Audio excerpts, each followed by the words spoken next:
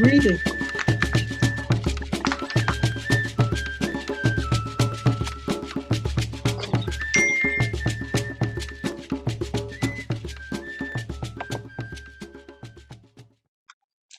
Imani, deep faith in my God and my people, in the righteousness and victory of our struggle.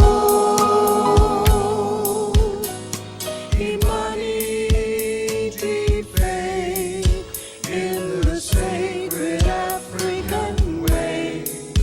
With this faith, we'll overcome, come what may. I'm keeping the faith in the love of my parents and elders and the spirits of ancestors of our sacred way. I'm trusting that the courage and faith of my people will bring us to the blessing of a brighter day. Imani, deep faith in my God and my people, in the righteousness and victory of our struggle. Imani, deep faith in the sacred African way. With this faith, we'll overcome, come what may. I'm keeping the faith that the spirit of truth and justice, when crushed to earth, will rise again eternally. I'm trusting that the spirit, Imani, will always rise up in you and me. Imani, deep faith in my God and my people, in the righteousness and victory of our struggle.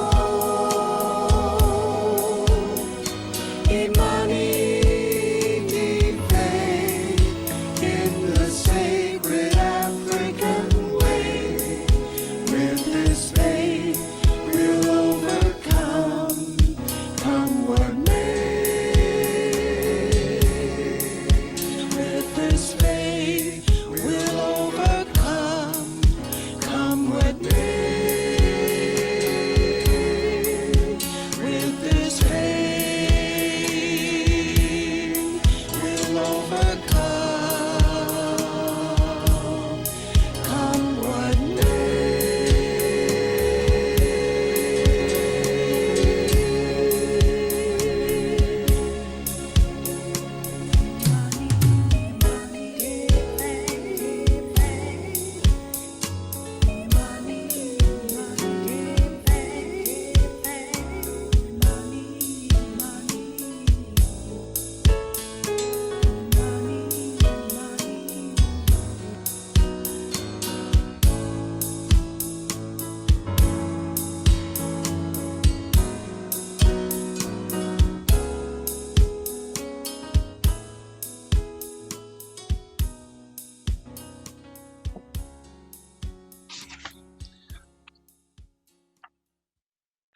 Good morning, my Wose community. That was beautiful.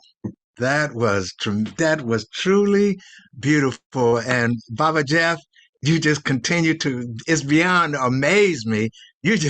I just sit back and just be awestruck at what you do. But we are here at Wose. Good morning, peace and blessings be unto you. Good afternoon, those who are on the East Coast. Just welcome, welcome, welcome. We are just truly blessed to be here. We are WOSE, the community of the Sacred African Way. And let me begin by saying a little bit about who we are and what we believe. Ashe. We, the WOSE community. WOSE is a community of the Sacred African Way.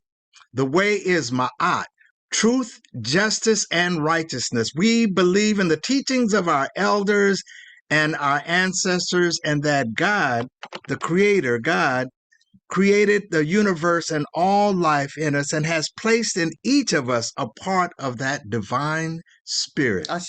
God living in us and through us has given us the right and the power to establish peace and justice in all human life, true harmony with all of creation. We believe in the living faith of our ancestors. Ashe. And I was looking at a reading a bit of the 2000 seasons, and it says this little small passage kind of tying along with that. Imani is faith, and the Creator has put in us a little bit of the Spirit of the Most High. And it says that there is no beauty but in relationships. Nothing cut off it's by itself is beautiful. Never can a thing in destructive relationships be beautiful. All beauty is in the creative power of our relationships. Ashe. And so we're here to pull together this relationship. As I say, Imani is faith, and we have to believe in one another. And I am truly, truly excited and joyful and just glad that the Most High has given us another day. So let's try and come together. Let's have a great, great service. Welcome again, everybody. Welcome. Now, it's time for our affirmations. And if I can call my sister Ngina and Minister Malik, and I always think about this. When Mama Ngina comes up to speak, I always think about that time in our service where, we would welcome one another. We would get huggy, around kissy. And hug. She called it huggy kissy time. And every time I think about her, I think about huggy kissy time. So, but that's something else. So Mama Ngina, would you bless us with some words of our affirmation, then maybe a little huggy kissy, all right? All right. There we go. Good morning. All right. We have the affirmation up, and I don't hear Mama Ngina. Here I am. Ah, there you go. Yeah. Give yourself a nice big hug. And that is one of the special things that I absolutely miss. Yes. All right. So right now, we want to come and again do our community affirmation. That just reminds us of who and whose we are. Yes. Reminds us of the things that we have to be about. Yes. And I will start, and my dear brother, Minister Malik, will be the community. So we will know God's truth to be free and self-determined. You're on mute.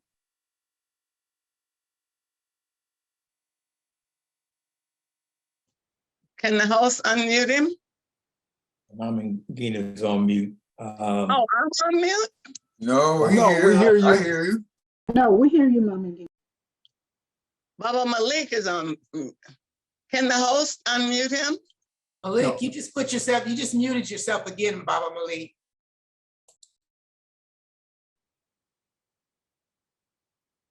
Mr. Malik, you're still muted. We can't hear you.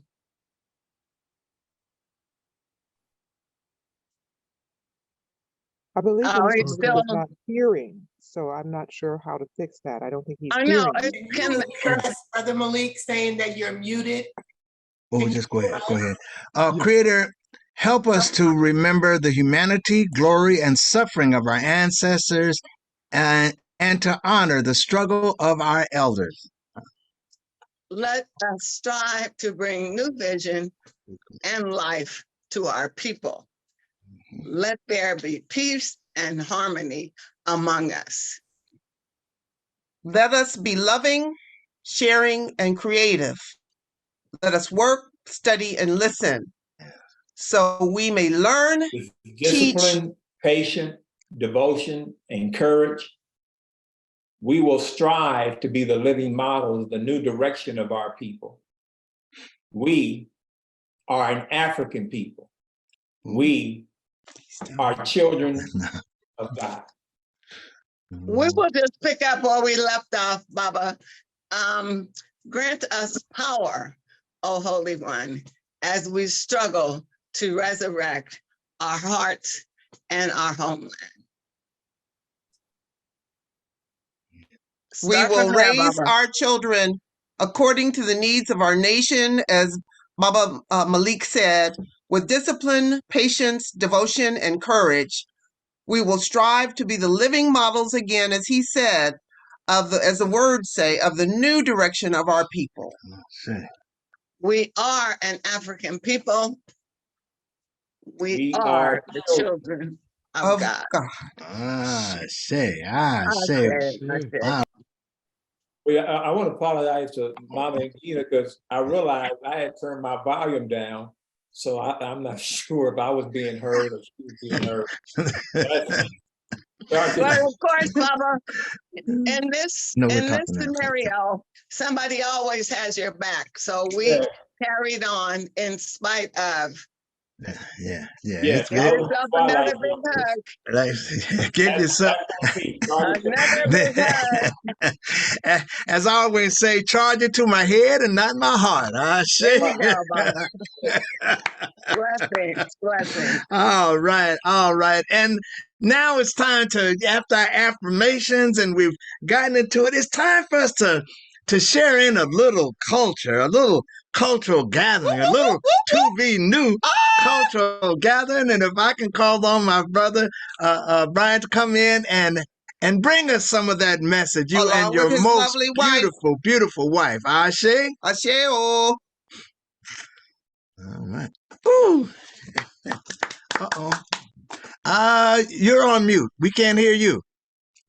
Right. All right, can you hear us now? There we go. All right, beautiful.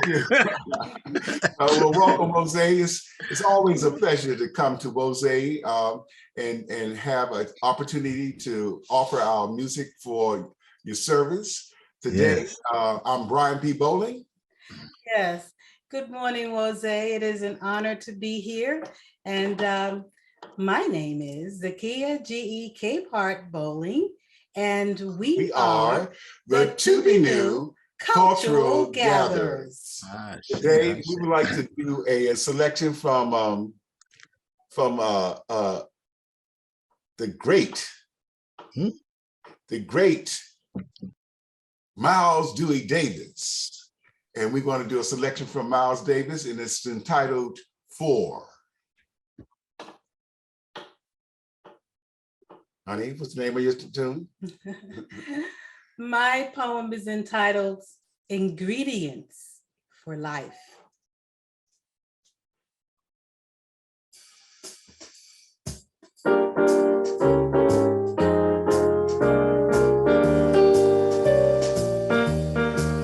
For the wonderful things that you get out of life, there are four. And there may not be many, but no one could ask for much more.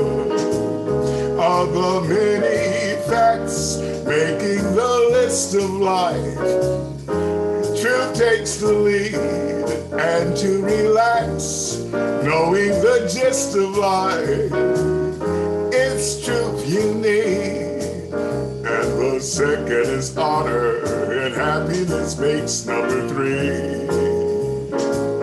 If you put them together, you know what the last one must be.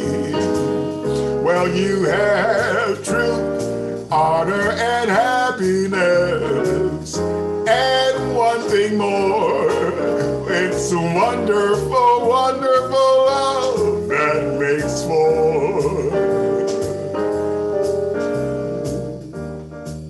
Succeeding in life requires a plan of thoughtful intention, elements that inspire and uplift. The spirit creates a foundation for integrity. Being true to self allow us to be truthful to others. When truth is spoken, practiced, and upheld, humanity is honored, leaving no place for deceit. Happiness blossoms from the learning tree of life. Self-esteem flourishes from the worthiness ensued. Love is the ingredient that gives fullness to longevity. At last, truth, honor, happiness, and love is solidified.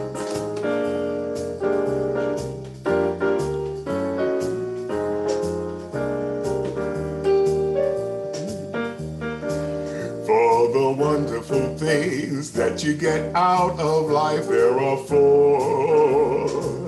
And there may not be many, but no one could ask for much more.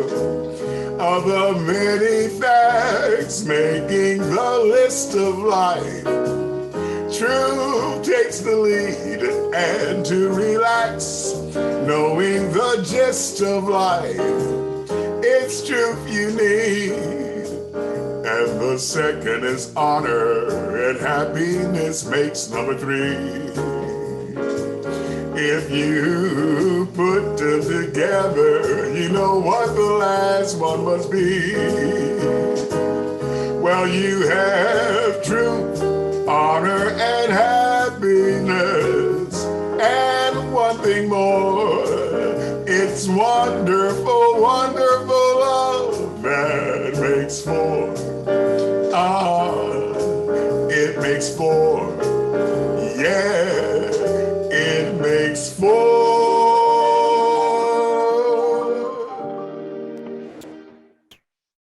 I say, you know, and I have a joke to myself, when brother has such a beautiful voice, so it always makes me want to go down about an octave or so. Yeah, how you makes me feel like that. A few months ago, me and Sister County went to see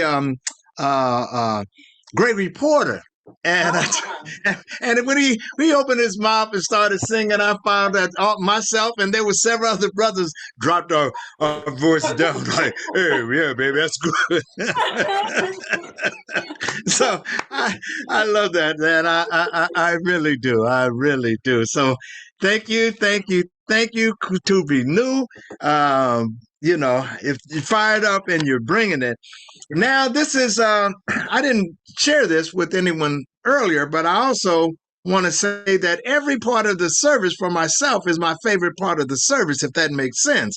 I love the opening, the music by Brother Jeff. He always comes with it. And then the libation, to hear folks talk about their ancestors, and you just call out your family and also call out people in history and just call them out and just imagine, just feel them in the room around you. Then I love the circle prayer, and Sister Sarah Swati just kind of brings it. And as I thought about talking about like the deep waters, and that's where we are. And I started thinking about, I remember Peace Be Still was one of my favorite songs at the particular church I went to growing up. And this sister used to just blow it up, and it really felt a lot. And then, of course, the affirmation with the kissy huggy time and squeezing and holding on to one another is always there. And I love that Mama Gina brings that.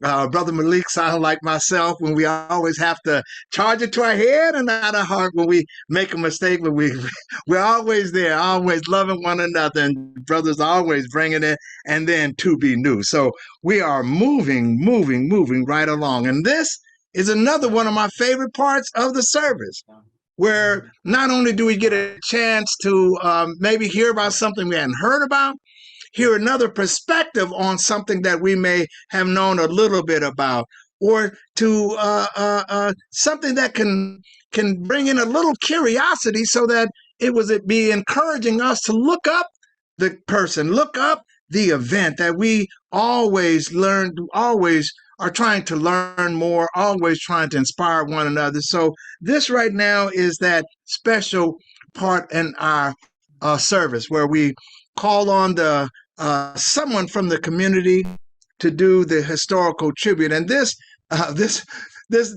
day right here, we have not only the minister, Brother Bill, who has brought messages, but also we are calling on our minister, Brother Bill, to bring a little bit of history to try and talk about anywhere from 5 to 7 generations of something that is going on, something that was important, something that sparked something in his mind. So if I can call on my dear brother, Minister Bill, to come talk to us, come invite us in to learn a little bit. Ashe? Good morning, Wose. As you know, we are a people who remember. So when we look forward, when we look to our future, we need to understand how that connects to our past. When we go to the table and put that fork in our mouth, we need to understand that somebody had to work to put that food there. And one of our great heroes in that space, in agriculture, in the first of the sciences, is George Washington Carver. So let's take a look.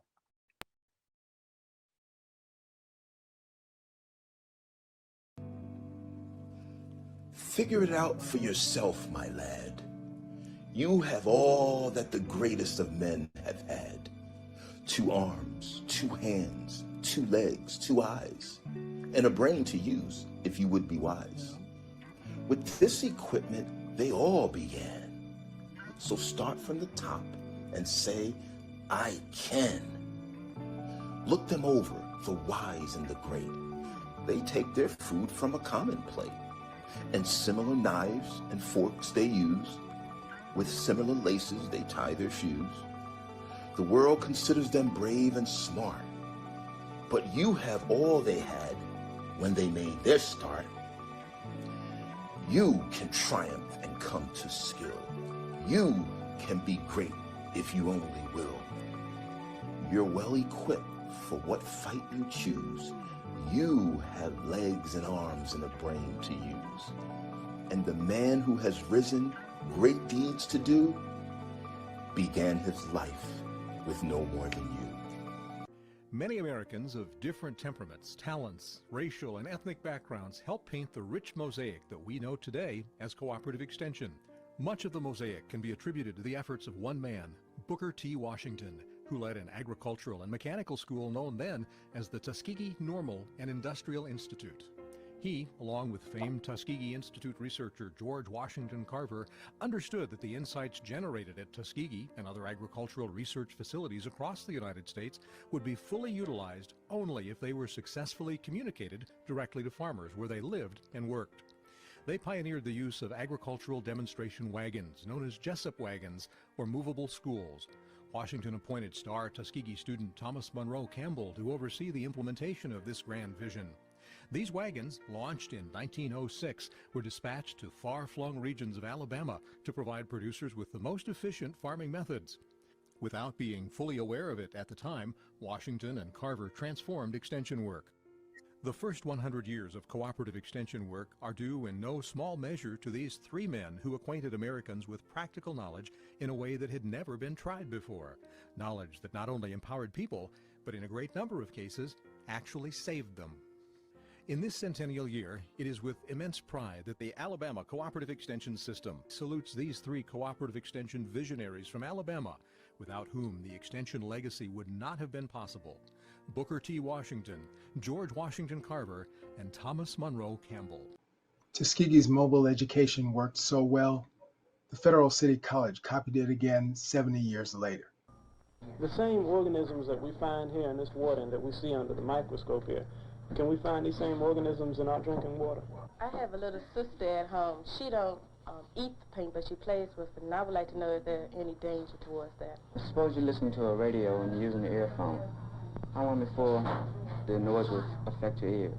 How come in the morning when you turn on the water's cloudy? A child who is eating paint can die, can become blind, mentally retarded for life. What we have in this beaker here is what we consider as polluted water. What happens is man breathes carbon dioxide under normal conditions to the upper portion of the lungs. But inasmuch as carbon monoxide is in the air, it acts as a catalyst, and it causes man to inhale it deeper into the lungs where he cannot throw it out. There are 5 scientific specialties presented in the lab. Physics, mathematics, applied science, chemistry, and biology. Science undergraduates at Federal City College present the material. Place the plant under the bell jar. While others never put it on the evening news, Africans continue to push the forefront to teach our people how to feed ourselves. University District of Columbia is a land-grant institution, and it's quite different from other land-grant institutions that we specialize in urban agricultural research. I'm a third-generation Washingtonian. My family originally came from Alabama to Washington, D.C. in 1918. They came from Seawright and Andalusia, Alabama, and they were farmers in Washington, D.C. and teachers. And agriculture didn't really my father, wasn't really involved in agriculture. He was an engineer, boiler engineer, but I guess that agriculture gene skipped him and it hit me. So I decided to go back into agriculture and also get a degree in crop and soil science agronomy from the University of Maryland in College Park. Well, the unique thing that we really do here at the university, we've really got into recently in soilless agriculture, which would be aquaponics and hydroponics. And if we're going to try to feed more people going into the year of 2050, where we're expected to have at least 3 more or 2 more billion people added on to the 7 that we have now, we have to find out more ways to feed people more efficiently in urban areas. Well, urban agriculture is not new. People might think that it's new, but urban agriculture really started in Nile Valley civilization, Egypt, Kemet, in the continent of Africa, almost 3,000 years ago. Along the Nile River, they had settlements. They had settlements of people living, cities. So these cities came up around the Nile, and urban agriculture really starts there. So Tuskegee and University of District of Columbia collaborated on a grant, a farmer-to-farmer grant, which was issued by the National Institute for Food and Agriculture, NIFA, which is a section of USDA. And basically, the grant really has a degree of technological transfer, but also specifically growing nutrient-dense crops and climate-smart crops, so crops that would grow very well under very high temperatures, because we are living now in an era of climate instability where temperature extremes are the norm now. And so sometimes it's going to be very, very hot, like some summers it's going to be very hot, and you still need to be able to grow food. So we'll grow very specific types of crops inside the hoop houses here, and also on the outside to see which we can get the high yields. And most of these crops will be crops which have a high nutrient density. Right now we've swapped out the summer crops. So in the summer we had cucumber, we had peppers, we had squash, we had tomatoes, and we had a few crops which do well under very high temperatures. But we switched those crops out in August and went to fall crops. So we have in the fall crops we have crops now which will be able to withstand very low temperatures. But an interesting thing about this hoop house is that we don't use any fossil fuel at all to grow crops. So the electricity that is provided, a small amount of electricity that is provided to this greenhouse to power a blower which inflates between the 2 layers of plastic on the hoop house is powered by solar panels. And therefore, this would be a sustainable type of growing system. Finally, let's return to Dr. Carver's favorite poem and highlight some of our new scholars. You can triumph and come to skill. You could be great if you only will. You're well equipped for what fight you choose. You have arms and legs and a brain to use, and the man who has risen great deeds to do begin his life with no more than you. You are the handicap you must face. You are the one who must choose your place. You must say where you want to go, how much you have studied the truth to know. God has equipped you for life, but he lets you decide what you want to do. Courage must come from the soul within. The man must furnish the will to win. So figure it out for yourself, my lad. You've all that the greatest of men have had. With your equipment, they all began. So get a hold of yourself and say, I can.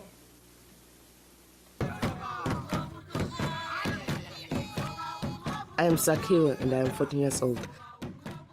Being born and raised in Swaziland, I've experienced some of the many challenges that our country is facing.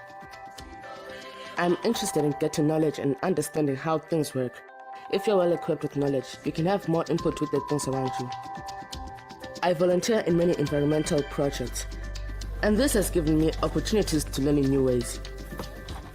I'm Bonke. I'm also 14 years old and go to school with Sakiwa.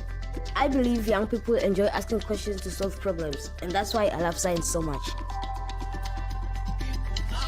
My father is a farmer. Like most Swazi subsistence farmers, because of drought and soil erosion, he does not produce enough food each year. Because of severe food shortages, many families in Swaziland rely on food aid. Bonke and I believe his family situation and that of many others here can change for the better. We decided to dedicate our time to trying to find a way of producing better yields for farmers. We were inspired by our science teacher, Mr. Stole, to find a solution. Hydroponic farming is a method of growing produce without soil. This system can be considered a good option, but for poor farmers it is too expensive. We developed a unique simplified hydroponics method to grow vegetables using a nutrient solution made from matured chicken manure. We grew vegetables to test if these or traditional methods produced better results, given the same area of land. We found out that our system increased the amount produced by 140%. I know that Swaziland can solve these problems with education. By empowering farmers with knowledge of simplified hydroponics, Swaziland can be a better place to live. I see the Google Science Fair as a step to prove to the community that even someone as young as me can make a difference. I believe in myself today and know my time is now, not sometime tomorrow when I am old. Winning the science fair as young Swazi scientists cannot change the world, but can change the way we live in it.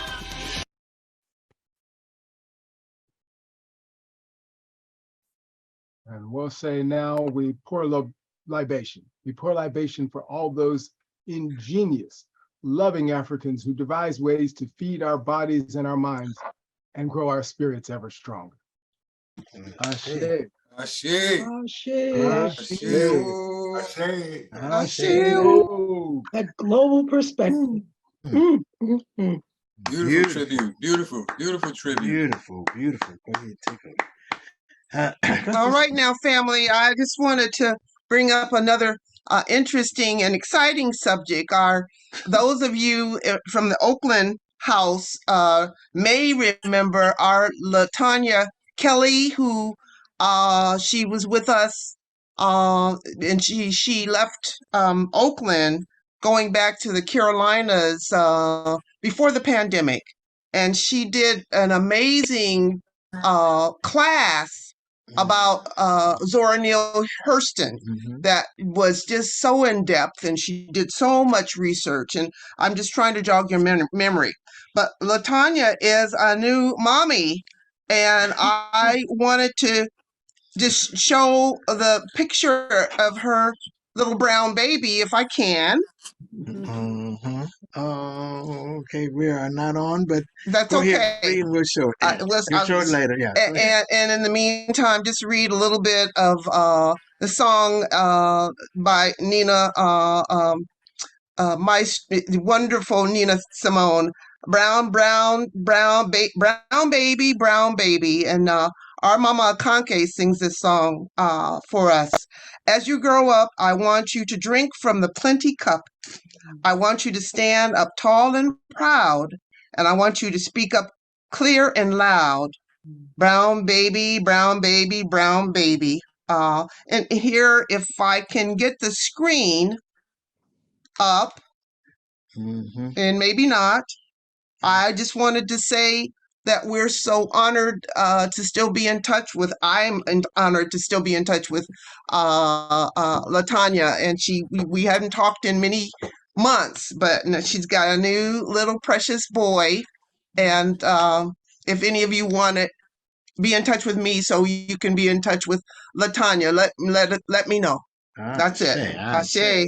Good. And talking about spirit, Bill, your historical tribute just talked about how it was, about Tuskegee, and my daughter Zenzele, as many of you know, and went down to Tuskegee for her homecoming, and I believe Sister Judy is she's down there, and she went to Tuskegee, her and her daughter, and maybe they went through homecoming.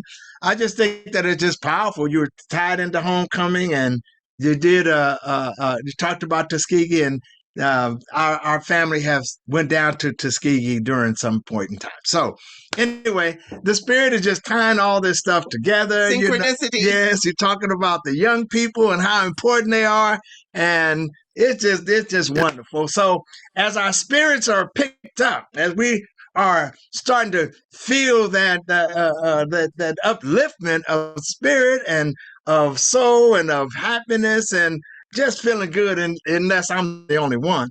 But if we're feeling it, never. If you're feeling it, then let us continue in this good spirit and call on our brother and sister to be new cultural gathering to just bring us on home. Just give us something else. Give us another one of those beautiful, powerful, musical poems as you can only do. Ashe, Ashe, family. Again, it's always a pleasure to be at Wose. Wose is such a dear community to us and to folks not only here in the Bay Area, but around the country and the world. So we would like to acknowledge the work that Wose is doing. Our next selection for the service today is by vibraphonist composer Roy Ayers. Roy Ayers had a group back in the 70s and 80s called Ubiquity. And he did a lot of spiritual type of uplifting jazz. And we would like to do a selection from him today. The selection that we're going to perform from Roy Ayers is called The Third Eye. My poem is entitled The Sixth Chakra.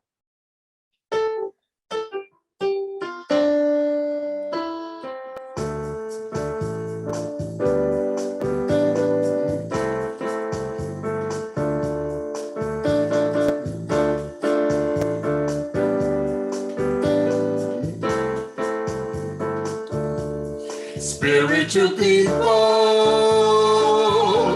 look to the sky, seeking to find the third eye. Spiritual people, look to the sky, seeking to find the third eye. Secrets of numbers, secrets of sounds, secrets of numbers, secrets of sounds, secrets of wisdom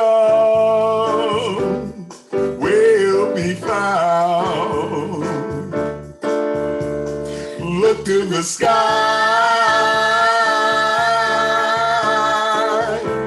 yeah, look to the sky, yeah, look to the sky, yeah, look to the sky.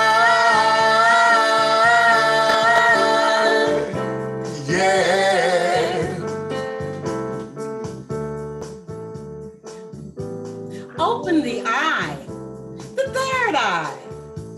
Imagine a reply. Balanced, in tune, harmoniously receptive, spiritually, intuitively connected, elevation of mind, thoughts, and consciousness. Open the eye, the third eye. Imagine a reply. Visualize the neurological, brain, eyes, ears, and nose, physical connectivity. Open it to allow and feel its balancing power. Open the eye, the third eye, forehead centered. Imagine a reply. Affirm psychic perceptions, clairvoyance, power of mind. Activate the sixth chakra and view the wisdom within.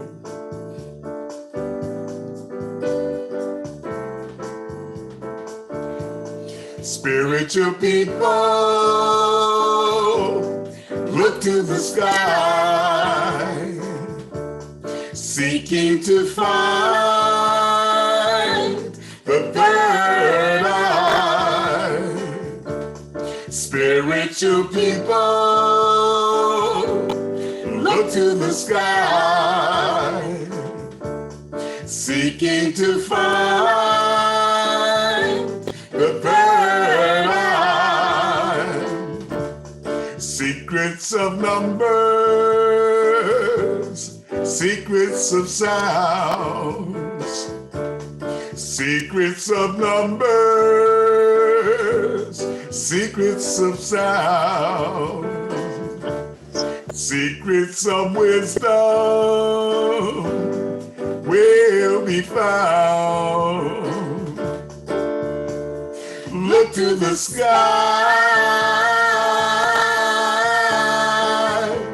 yeah. Look to the sky,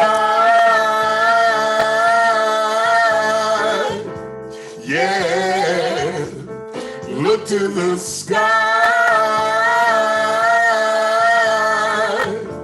yeah. Look to the sky.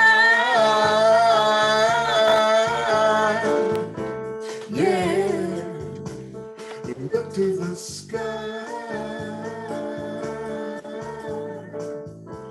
yeah.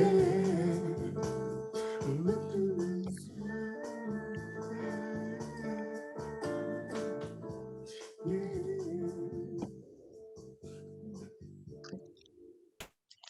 Beautiful. Absolutely beautiful. Oh. All right, beautiful, beautiful. I'm singing with you. Yeah. And just kind of putting this out there for those who are out in the sitting at home and sitting wherever you are viewing the show. If you have a little bit of talent, maybe not like to be new, but just the voice, a little bit of talent, then, give us a call. Just say, hey, I want to do a historical tribute, or, I want to maybe sing or share a poem or something. It's wide open. This is like just sitting in the living room of your auntie, your grandma, whatever. Just everybody just join in, We talk about that. Everybody brings something to the pot to make that stew. Every household come in and put something in. I got some potatoes. I got some carrots. I can sing a little bit. I can do a little bit of poetry. I can do whatever. So just setting that aside. And making that gumbo. Making that gumbo. Yeah, not stew.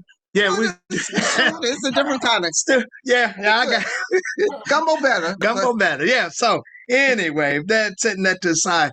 Now is that time in the service where I don't want to say it is most important, but it is most important that we have to take care of the business. That time when we have to go into our storehouse and take out just a little bit to share with the community as we talk about making gumbo or making stew, that we also have to do that with our economics. We have to share a little bit. If you share what you have with what I have, then it goes a long way. So I would like to turn this over to my dear sister, Sister Conke and Brother Damani. If I can have you come forward and offer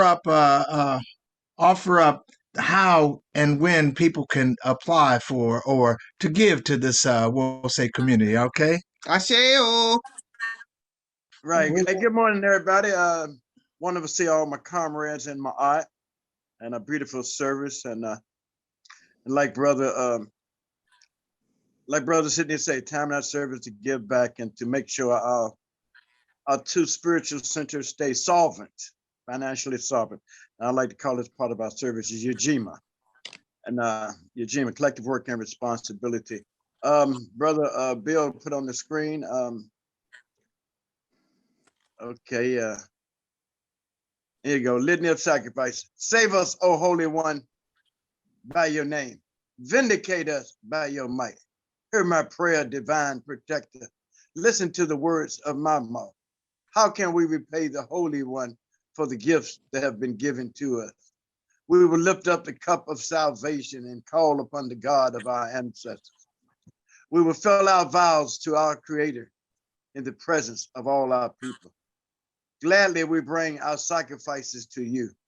We praise your name, O Amun Ra, for it is good.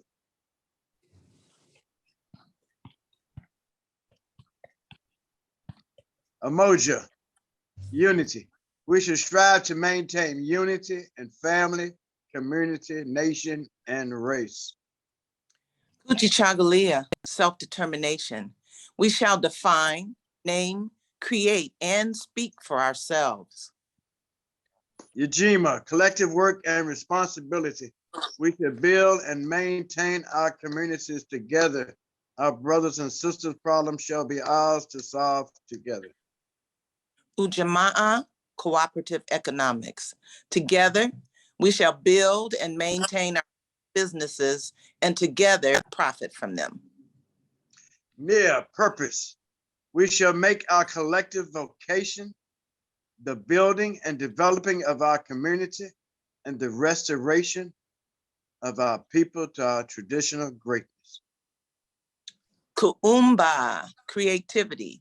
We shall do as much as we can in any way we can to leave our community more beautiful and more beneficial than when we inherited it. Ashe, Amani, faith. We will believe with all our hearts in our God, our people. And in the righteousness and victory of our struggle. Ashe.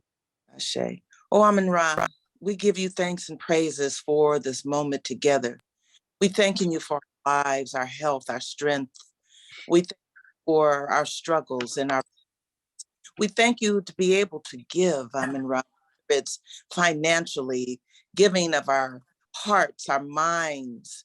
And we ask that when we cannot give, we pray that the day what we're to give comes to us as we work diligently. We pray all that is given is used to the best to give our children the best. We ask that our hearts and our minds always focus in on Maat, and that we give, that we always put that first. Thanking you for all that have come before us, giving that we could have today. We thank you for the spirit of reciprocity. Let us always remember in your precious name and in the name of those before us, we say Ashe. Ashe. Ashe. Ashe. All Brother right. Minister, this is Baba Tai. Can I interrupt for a second, please? Yes, you can.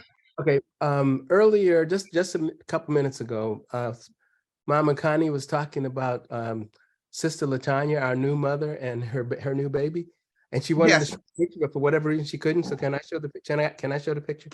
Yes, please. Can we see that?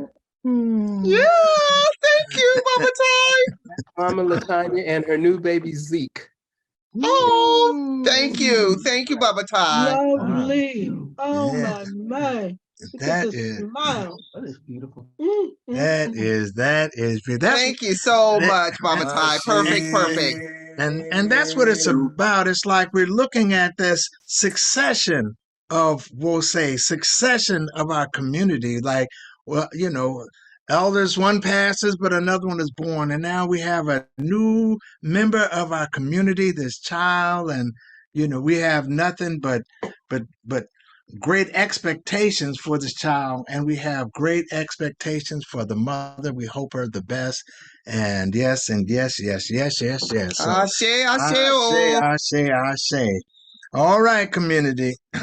It is that time in our service where we bring you a message and just tying it into, it just seems how spirit works, how everything kind of goes together. We read a little bit about just something we had in our hearts to give a little bit about the Declarations of Innocence, and we read it, and Mama Saraswati said that she was thinking about it and was going to read it, and so we had done that already. I mean, that's just the synchronicity of it all. And I was thinking about it and talked to my daughter who was down in Tuskegee at the homecoming, and then the Minister Bill just did something on Tuskegee, and that's like, man, oh man, it's just going so well. And now we're talking about the children, and we're talking about motherhood, and we're talking about spirituality, and that leads right into Mama, Minister, my sister. Come on. Alicia, it all kind of goes together because she is a minister. She is a mother. She is just the epitome of femininity, just all tied into it. So we're getting that. And so we're just so thankful. And if I have a minute, if I can just ask her to come on right now to just deliver, to give us something to sit back and think about. I say so. If I can call on my dear sister to come in right now, bring that message forward. Always. She always does. Bring that message forward. Yes, sir. Ashe. Yes, ma'am. It always starts with a smile. Best thing. Yes. So what's so great is how you just don't know how much it has all been synchronicity today, because when things started coming up, I was like, oh, this is great. Oh, this is great. Because it's all y'all have already done my message. So I should just be like, hey, let it go. But today, we're going to talk about the daily understanding and implementation of Ma'at, passing and receiving the baton. So today we're going to look in the Hosea. I have a few scriptures. In the Hosea, page 5, number 1, it says Ra's description of his creation. Thus saith Ra, the Lord of all, Lord of the utmost limits, after he had come into being. I am the one who came into being as Keper, he who comes into being and brings into being. When I came into being, being itself came into being. All beings came into being after I came into being. Many were the beings that came forth in the commands of my mouth. Heaven had not yet come into being, nor had earth come into being, nor had the ground been created, or the things which creep and crawl upon it. I raised up beings in the primordial waters as inert things. I found no place on which to stand. And this is the highlight. I formed it from the desire in my heart, and I laid the foundation through Ma'at. And then I want to go on to in the Hosea, still on page 40, we see these words. It's the beginning of the books of wise instruction. We see these words where it says, clearly then, Ma'at, the quintessential moral and spiritual concept of ancient Egyptian sacred literature, forms the core focus of the instructions, even though some rather secular situations and solutions are posed. Moreover, given the inseparable link in ancient Egypt and other parts of Africa between the sacred and the secular, the attempt to separate them makes little sense and meets with even less success.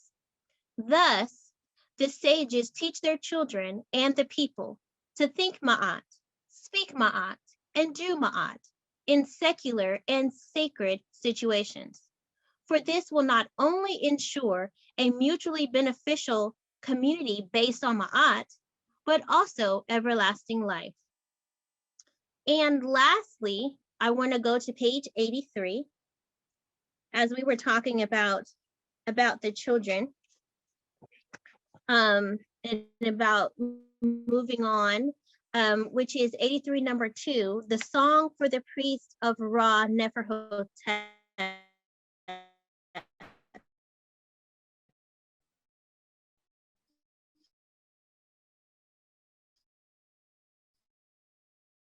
Where it says, generations pass away since the first day of creation. The splendor of Ra breathes air.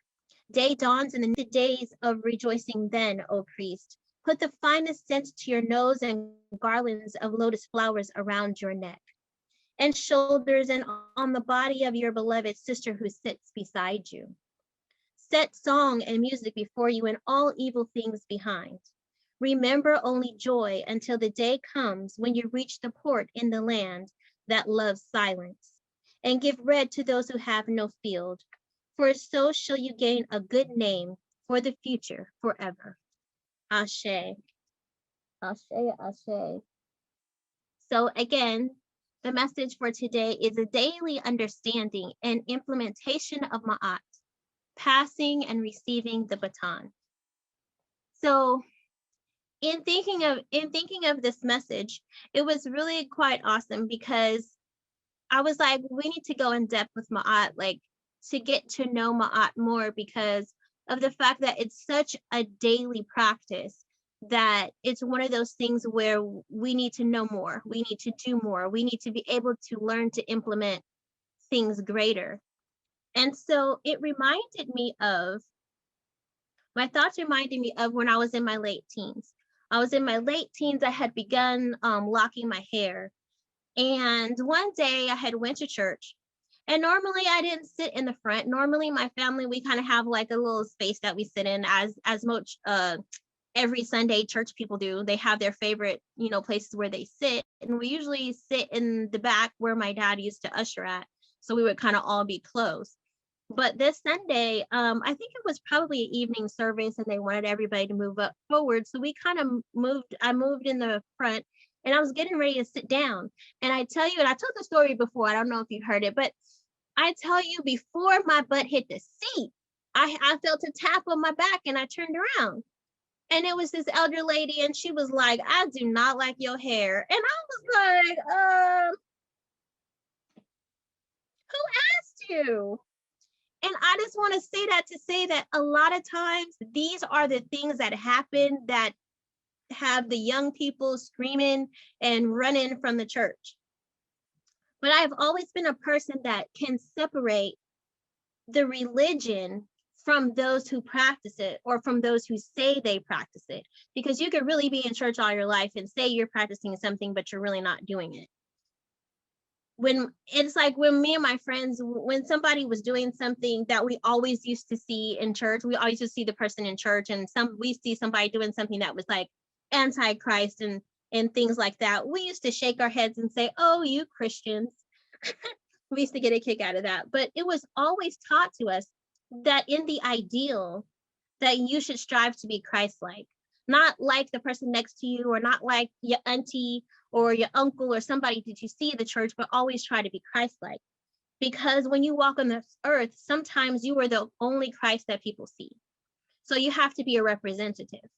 This is true in all belief systems, though. You will find that there is Muslims that do not submit to Allah. You will find that there's Jews that believe in Jesus that we call Messianic Jews. You will find that there's Christians that don't act anything like Christ. You will see that there's a Buddhists that are full of desire and not compassionate whatsoever. Just like that, you will also see that there are Kemetic people that do separate the secular and the sacred. They only know Ma'at as some untouchable concept of faith, and they just spew it out just so that they can sound like they know something. But I'm not here to judge. And so Minister Imhotep, he teaches us that we are all here in varying states of ignorance. So today we are going to do a deeper dive into Ma'at for understanding and wisdom, and for doing things better on a daily basis, which for me is to take Ma'at off the page and manifest her spirit in our lives. I can read every holy book, but if I never put things into practice, it's all for nothing, and it's a waste of divine time. Principles of Ma'at were guidelines for living in all of society. In all of society, there was leaders. They were there to set examples of the highest demonstrations of Ma'at. And if you did not live Ma'at, you were considered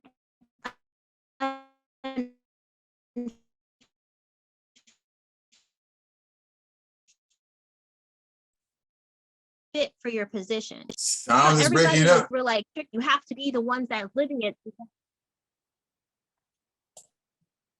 Thank you for letting me know. Hopefully, if I go slower, it will help. And let me know if I may have to change devices.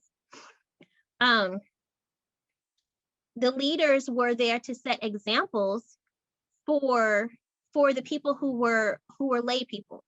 And if they were not doing what they were supposed to be doing, they were not fit to hold their office.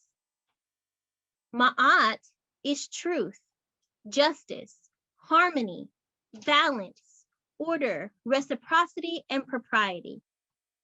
Ma'at in truth, the ability to understand the difference between the real and the unreal. And we see that in our 10 virtues. Reality is grounded in the belief of the greatest goodness, that which permeates all that exists.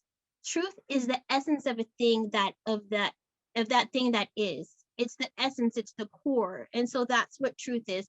You strip away all the he say, she say, you're stripping away all the opinions and the perceptions, and you get to the core, and that is what's the truth.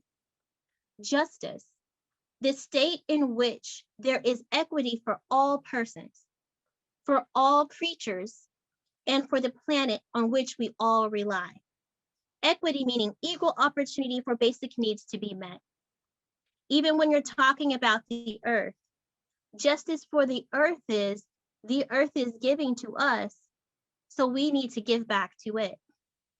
Harmony, the state of being in which different expressions of God's spirit move together, exist together in a way that creates alignment and beauty. So we want to develop harmony. We want to develop the vibration of working together.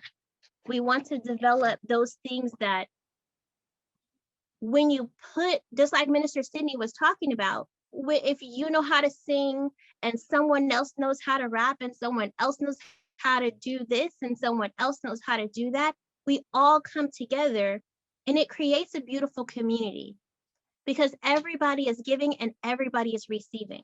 It's called a good vibration. That's when things are working together to make that beautiful relationship.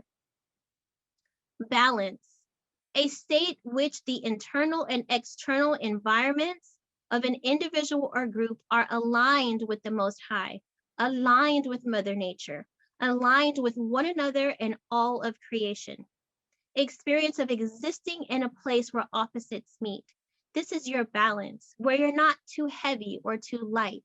We see that a lot as teachings in the Hosea, not to go too far on one way or not to go too far on the other way, but to kind of be a good balance in the middle, to not do things in excess and not be depleting. Like even when we're giving in reciprocity, don't give so much and never receive.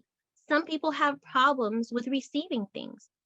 Some people just give and they don't want anybody to give anything to them. They have a hard time receiving things from other people. But Most High is trying to tell us and get across to us that balance is giving and receiving, such as reciprocity. It's doing and then coming back, giving an in-breath and an out-breath. He gave us the balance just in the way that we are breathing. Order, a state of being in which things are arranged in ways that are uncluttered and free of excess and clear. And that's just not talking about the state of our cars or the state of our homes. It's also talking about the state of our hearts and minds, that it's uncluttered, that you have a clear mind, focused on what it is you're supposed to be doing and clear on what path you're supposed to be walking. A lot of times we're cluttered and we're all like, oh, I don't know what I'm supposed to do and this and that, but we don't lean on the Most High and say, well, Most High, this is what you said my purpose is, or Most High, this is what you said that I should be focusing on. We lean onto our own minds and we're like, and our own minds get cluttered with everything around us.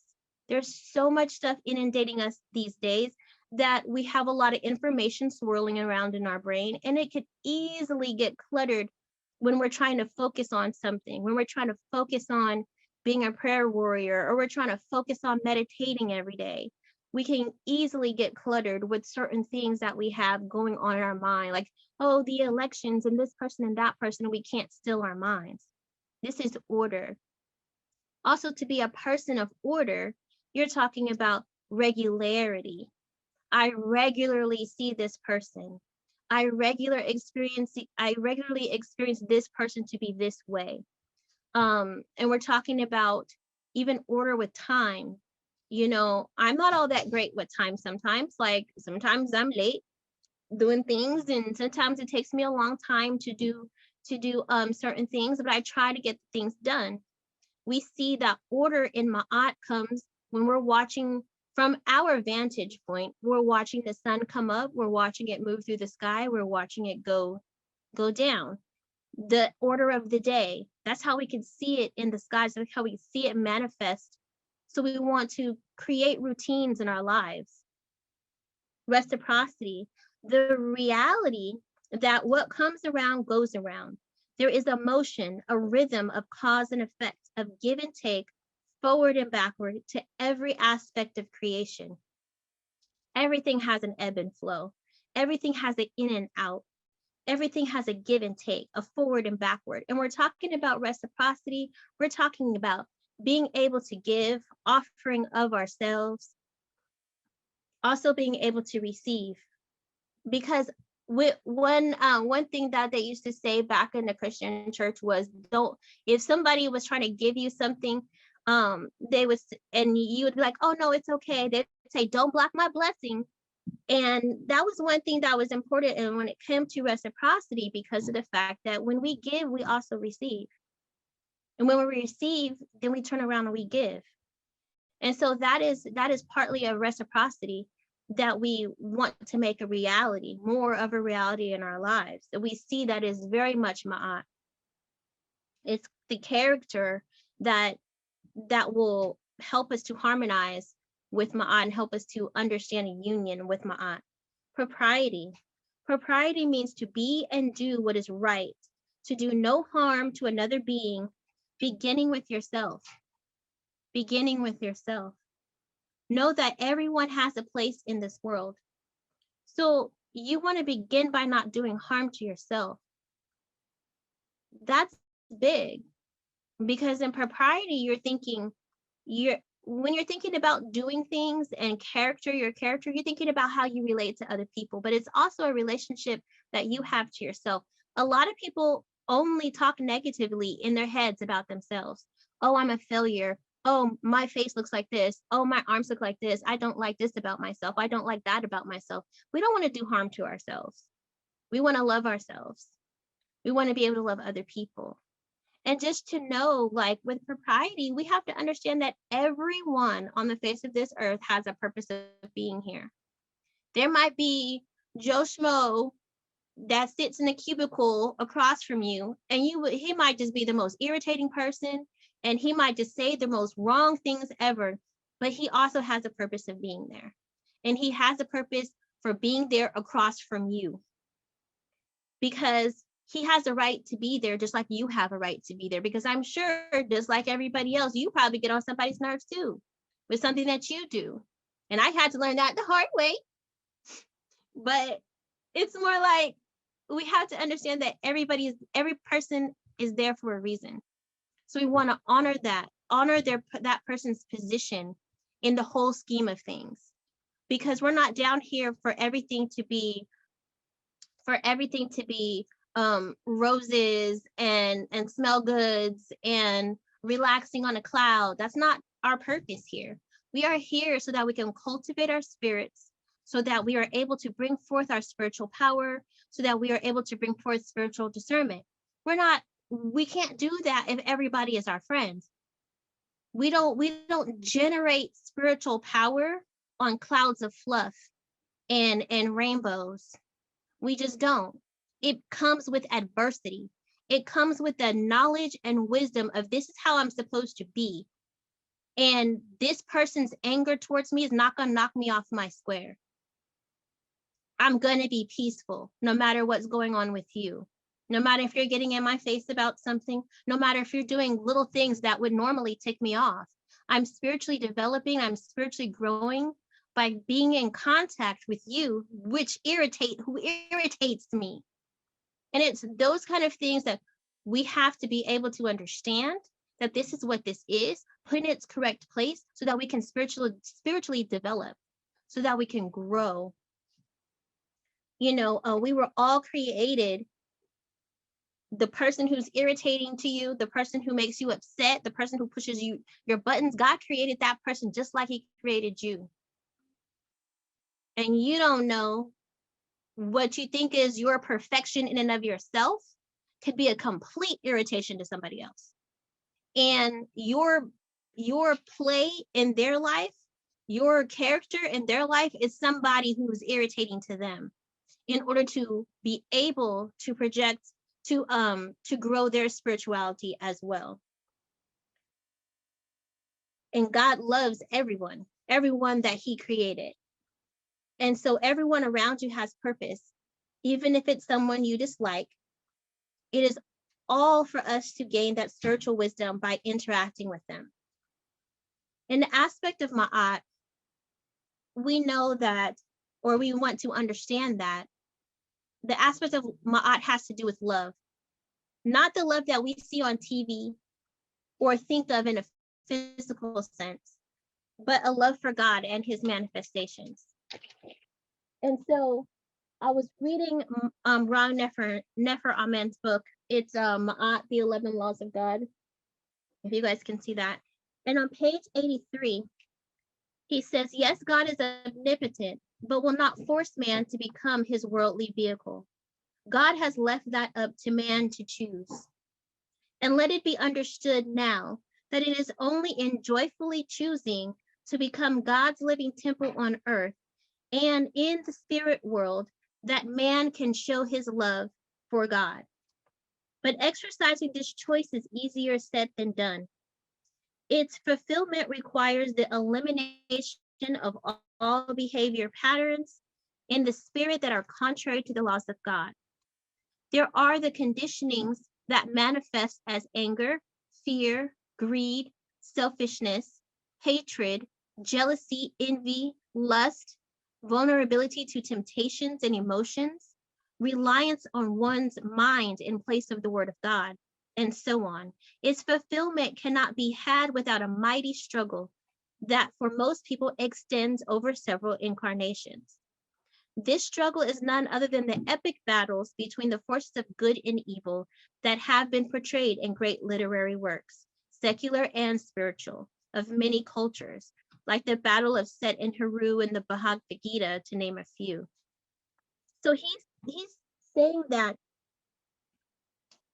the teachings of Ma'at is here for us to live in order to find union here with the Most High. In our distant past, it was part of our life training. In Kemet, it was part of our life training to learn about Ma'at. It is a major part of what we do here at WOSE, rediscovering and remembering Ma'at and putting our training back into our culture to unify with the Most High through putting Ma'at into practice was for the good of benefit for the person as well as for society and the world. The more people begin to love God, the more than their own base desires, the more of God can come into the world. Could you imagine a world where people who claim to believe in Jesus actually put it into practice? Or if all Muslims actually lived the tenets of Islam, did the Shahada, made Salat, gave Zakat, fasted during Ramadan, and went on a Hajj. Could you imagine if Buddhists actually let meditation work in their lives and lived like Buddha? The same with us. The Hosea says in the book of Kununut, one who lessens falsehood encourages truth, which is Ma'at. So if you're lessening falsehood, you're encouraging Ma'at. One who supports good diminishes evil. He who cheats diminishes justice. If you're cheating, you're diminishing the Ma'at that's coming into the earth. But justice rightly given neither falls short nor brims over. And what is that but balance and Ma'at again? So the more we do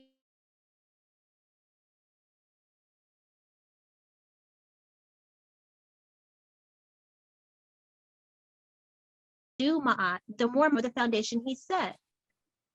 So don't get mad if you jumping off a building saying, okay, God's gonna save me, and you end up dying because there's the law of gravity. Or you drink all through your 20s, 30s, 40s, and 50s, and then sit there and get mad at God because you have problems with your liver. This is an error of living.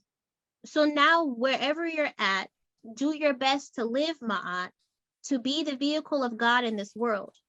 We cannot change what we did in the past, but we can begin to heal this planet, our people, and ourselves by doing more Ma'at. Put everything in front of the lenses of Ma'at and see. See and love what you should do and which way you should go.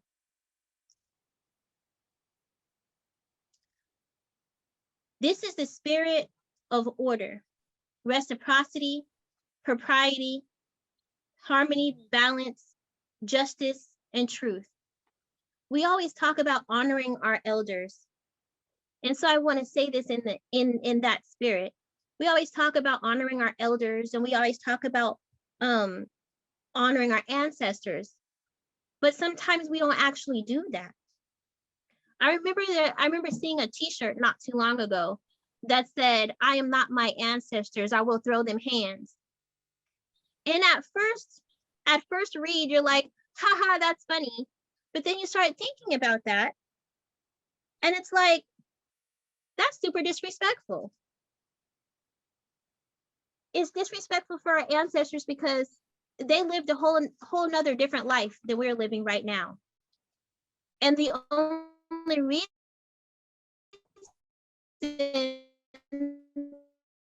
that we're living a whole nother different life is, so we can't sit there and say, oh, I'm not my ancestors, I'm going to throw them hands, because you know what? In a situation that they were in, you probably wouldn't.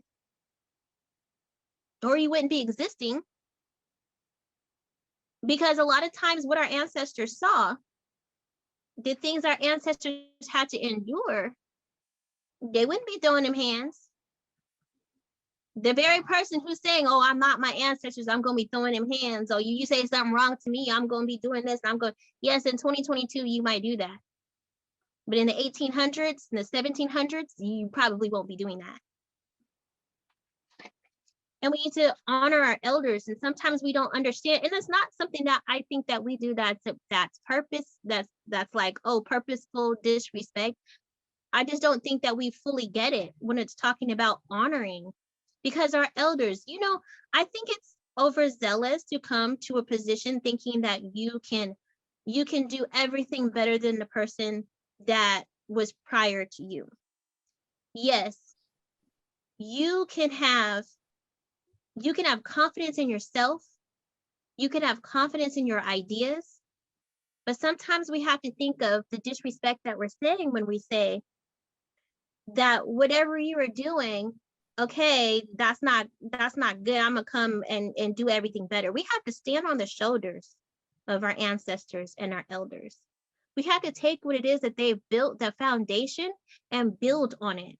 Not say, oh, that wasn't good, let me just tear it down and do my thing. Because that's not respecting what it is that they built, what it is that they did. The leadership that they have shown from the time that they started to the current time when you're taking over. So we are not to judge one another, our ancestors or our elders. The challenge is to take on the baton and run the race to freedom to the best of our ability, working with our hurdles and gaining wisdom and spiritual power as we go along. Maybe we can also affect change and forward progression as well.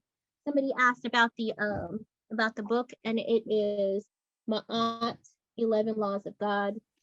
I don't know if you can see it well, by Ra Nefer Amen. We have a charge as a people who know to decide to live a life of Ma'at and not Isfet. We want to live a life of Ma'at and not Isfet. We want to live a life of Ma'at and not Isfet, meaning order versus chaos. But to whom much is given, much is required. And elders, teach as best as you can, guide as best as you can, and gently let go of the baton. It's kind of like parenting. Everything I taught my children, they aren't doing it all. And definitely not in the way that I taught them to do it. From when it comes to taking clothes out of the dryer, folding them, putting them away, to the way you dress or the way you act. They don't do everything the way I want them to. But they will have to make their mistakes and learn from what arises in their spirit when these catastrophes happen from not listening. It's also like businesses. You hate to see a business run steady and proper for years and be a pillar in the community. Then the parents get old and then leave their businesses to their children, and the children sink the business. How many times has that been a story? These things happen when Ma'at is not carefully understood to its application. It's like we have to understand that people have not gotten to the longevity of business by doing everything wrong. They have not gotten to the longevity of life by doing everything wrong. So there's some wisdom in what people before you is teaching you. All parties work and sacrifice. Their ideas and methods should be respected. Knowledge of our interconnectedness needs to be appreciated, and harmony needs to vibrate at a high level. That's the thing about harmony. It deals with vibration, and vibration is how the world was created. Everything vibrates. So if we can all get on the creation's vibration, we can do something. But if we are remaining stuck in our own delusions of reality, where, okay, well, I'm on Alicia's vibration and I can't be moved because I want everyone else to come and vibrate with me. That's not going to work. This is where we experience disconnection. The desire for power and prestige, gluttony, jealousy, and contempt. If you are feeling disunification, then you got to get some of this Ma'at so you can see truth clearly. and see that we are all interconnected. You got to be able to get some of this ma'at in knowing that the good I do for you is the good I do for myself. You're going to have to get some of this ma'at in knowing that the being God's living temple on earth calls for you to eliminate behavior patterns that are contrary to the laws of God. If you are relying on your own mind in place of the word of God, you got to get some of this ma'at. Because ma'at is everywhere. Ma'at is in every place that is yours. Every place that you can think of, that is yours. You rise with ma'at. You live with ma'at. You join your limbs to ma'at. Your right eye is ma'at. Your left eye is ma'at. Your flesh, your members are ma'at. Your food is ma'at. Your drink is ma'at. The breath of your nose is ma'at. You exist because ma'at exists, and vice versa. I'm going to reread now page 40 of the Hosea, because we have to bring ma'at into manifestation in our lives. It can't just stay on the page. Our ancestors wanted us to put ma'at in our lives. From youth, they taught up ma'at. And now it's like this situation and this society, it doesn't do it. So we don't get ma'at until somebody finds Wosei. We don't get ma'at until somebody is, teaching somebody who's already grown.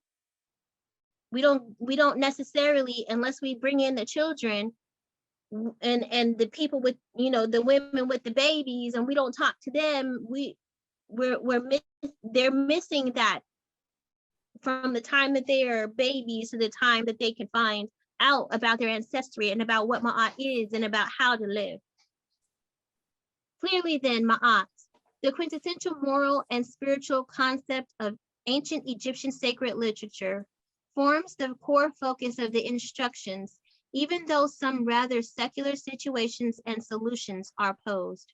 Moreover, given the inseparable link in ancient Egypt and other parts of Africa between the sacred and the secular, the attempt to separate them makes little sense and meets with even less success. Thus, the sages teach their children and the people to think ma'at, speak ma'at, and do ma'at in secular and sacred situations. For this will not only ensure a mutually beneficial community based on ma'at, but also everlasting life. Ashe, ashe, ashe. Ashe, ashe, ashe, oh. Ashe, ashe, ashe, oh. Ashe, Minister Alicia. Yes, yes. Well stated, Minister Alicia. Well stated. Ashe. Ashe. All right, everybody just take a moment to breathe in that breath that she spoke of. Breathe in that breath of reciprocity. Breathe in that breath of life.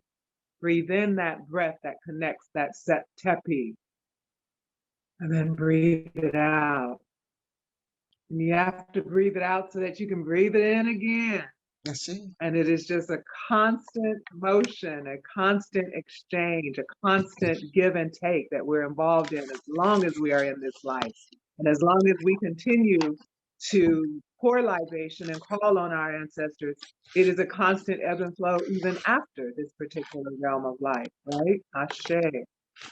For those of you who are joining us today, whether it's for the first time or the 100th time, my name is Minister Ronna Thurston, and I'm wanting to invite you to become a part of the Wosei community of the sacred African way. The way is Ma. As we spoke about today, Minister Alicia spoke a lot about community and what that is and the different forms of that, the smaller versions within the church, within the sanctuary, within our homes and our neighborhoods, and then the larger versions that go out into the world, how we're going to be represented in the world. If you have been looking for a place that said something that resonated with you, and you felt that you had that today, if you've been looking for something different, something where it was okay to be Black. It's okay to be African. It's okay to be brown in all versions and all of its glory. This is it. This is where you have arrived today. We open the doors to you for membership. We open the doors to you for participation. And if you are right now feeling like, I think that's me, I think I want to do this, I think I want to be a part of this, come on, raise your hand, put up that little hands up sign on your computer, on your telephone, and let us know that you're out there. One of the things Minister Alicia also spoke about is the fact that so many ways our communities are missing out on getting this information. Unless you come to some place like Wose, or you go to college and you take a course, a lot of people are missing out. Well, we have a school, it's called Ile Omade, where your children, your children's children, your neighbor's children, once you find about it, can come and learn more. So come on over to Wose. Is there anyone out there? I'm on my cell phone, so I can't see if there's anyone with a hand up. So somebody else, you guys will have to scour the stands and let me know if anybody has their hand up. We have things you can participate in, Women of Wose. We have councils that you can participate in for community activities, for cultural activities, and getting more information about that. A lot of things are stirring up at Wose, so this would be a good time. Is there anyone out there who would like at this time to step forward and say, yes, I would like to be a part of this? Speak up. Okay, if not, this won't be the last opportunity. You can join next Sunday if you like. We'll still be here. So if there are no hands up at this time, or no one putting anything in the chat, then I believe we're going to move forward to Lift Every Voice and Sing, maybe? I might be wrong. You are perfect. Thank you.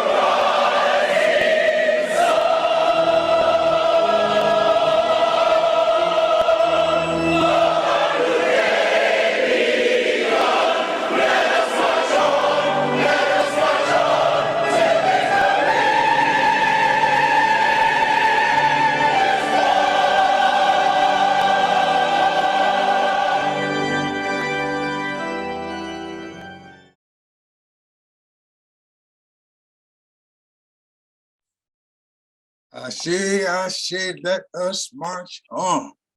till victory is won. Let us march on daily, daily, pass the baton, daily, receive the baton, daily, let us march on.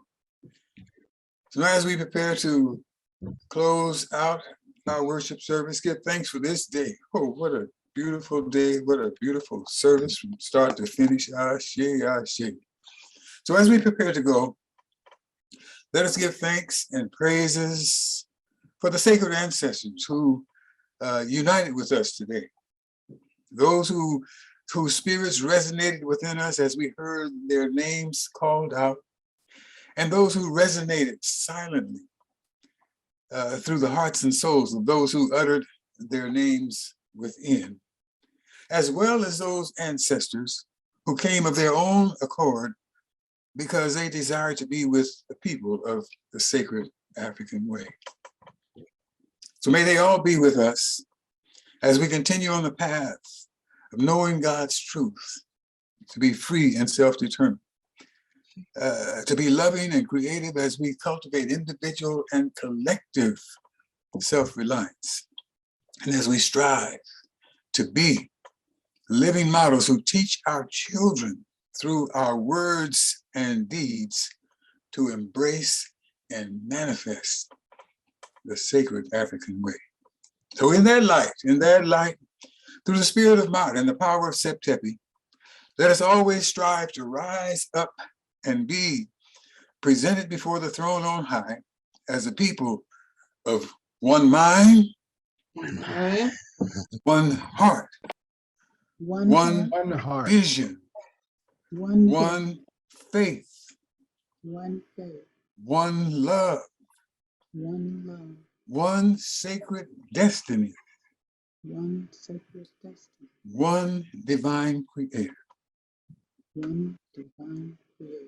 So then let us utter with all our hearts and souls an expression of thanks and praises to the Most High, our Creator. Ashe, Amen Ra. Come on, folks. Ashe, Amen Ra. Hey, Amen Ra. Amen Ra. Ashe, Amen Ra. Amen Ra. Ashe, Amen Ra. And now one more thing before we go. With all our hearts and souls, let's share with each other what our Creator, what our sacred ancestors truly want us to know and show, that we are the most beautiful people on the face of this earth. Ashe.